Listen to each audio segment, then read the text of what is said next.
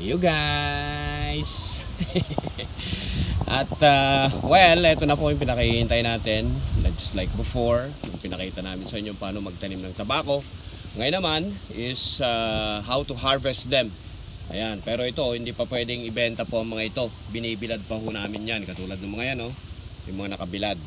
Ayun, yun, yung mga yun. Yan. Nakabilad yan. And then kapag dry na sila, dun pa lang namin sila may bibenta. I just don't know if magkano po per kilo ngayon. Tingnan natin if ever. Sana naman hindi mababa. Okay, sana naman nasa tamang presyo lang din. Okay? So kasama ko ngayon nag-harvest si tatay, ayun o, ayun, tsaka si nanay. Mamaya sila Daddy Clinton tsaka si Daddy GR ay pupunta rito mga yan.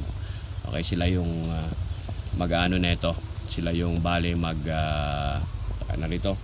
magdadala sa bahay. Ayan, at doon namin tutusukin at ipapakita namin po sa inyo kung paano magtusok ng tabako. So guys, ganito lang ho mag-harvest ng tabako. Ayan. At salamat nga pala sa cameraman natin si Austin, my boy. Ito lang guys. Ayan. Alam mo lang ganyan din. Ito po, tawag dyan na tabako is ordinaryo. Ayan. Or batak. Tawagin po namin sa Ilocano. Batak po yan. Ayan. Di ko katulad ng mga Virginia or mga iba. Ito kasi, bibilat mo lang. Solar dryer ang ginagamit natin. Ayun. Ayan guys, oh. Diba?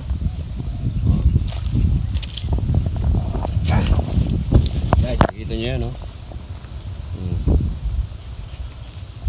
Oh, diba?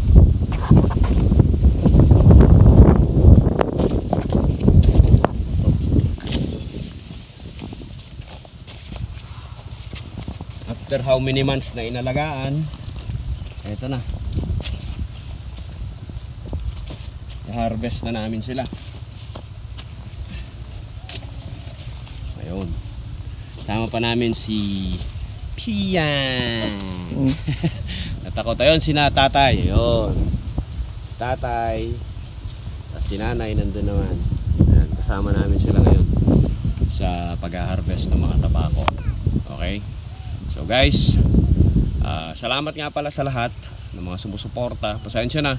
Medyo natagalan bago tayo mag-upload ng mga videos or video natin. It's because busy talaga pag-aalaga ng tabako, okay? At halos wala nang ang oras, okay, para sa sarili. Naks. Pero anyways, maraming salamat sa lahat ng mga followers natin, sa lahat ng mga likers, subscribers. Okay, continue supporting us. Maraming salamat po for that heartfelt support na binibigay ho ninyo sa amin.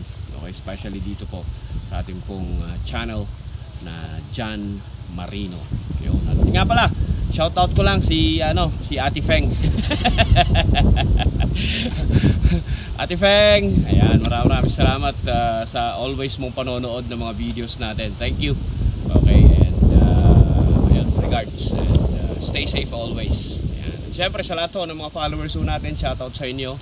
Thank you so much for always watching our videos. Ayan, and for always supporting, you know, from the bottom of our hearts. Maraming salamat po sa inyo. So in behalf of the squad, ito po si John Marino. Peace out!